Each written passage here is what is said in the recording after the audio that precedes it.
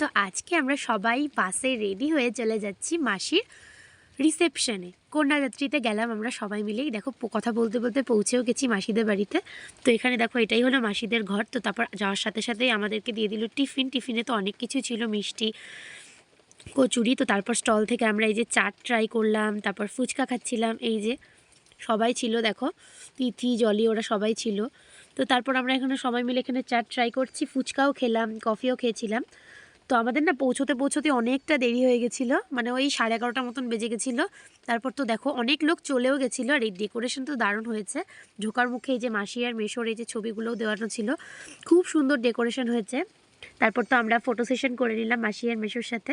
তো ওদেরকেও তো খুব সুন্দর লাগছিল। মাসির আজকে সাজটা না সত্যি দারুণ লাগছিল, পুরো চোখই ফেরানো যাচ্ছিল না। এটা হলো এন্ট্রান্স। তো তারপর বেশি কথা না বাড়িয়ে আমরা ওই খেতে বসে পড়েছিলাম ওই 12:30 থেকে 1টা নাগাদ। এই যে মেনু কার্ড তোমরা একটু স্কিপ করে দেখে নিতে পারো। তারপর তো এই যে টিস্যু পেপার, থালা গ্লাস দিয়ে দিল, স্যালাড পড়লো পাতে, ডাল মানে ভেজ ডাল, তাছাড়া বেগুনি ছিল। তো এরপর ফুলকপির একটা তরকারি দিয়েছিল। তো ওটাকে না আমি প্রথমে কাঁঠাল চিংড়ি ভেবেছিলাম মেনু কার্ড অনুযায়ী। তো তারপরে পড়লো কাঁঠাল চিংড়ি। এই দেখো দেশি চিংড়ি দিয়ে করেছিল।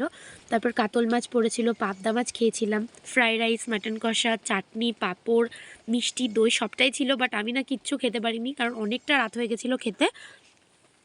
এত পেট ব্যথা করছিল যে খেতে বসে আমি ওষুধ খেয়েছিলাম। তো তারপর সবাই দেখে দেখে নেওয়া হচ্ছে যে সবাই উঠেছে কিনা বাসে। তো তারপর বাসে উঠে আমরা সবাই বাড়ি আসছিলাম। এই যে প্রাচী, আমি, মামি একসাথে বসেছি।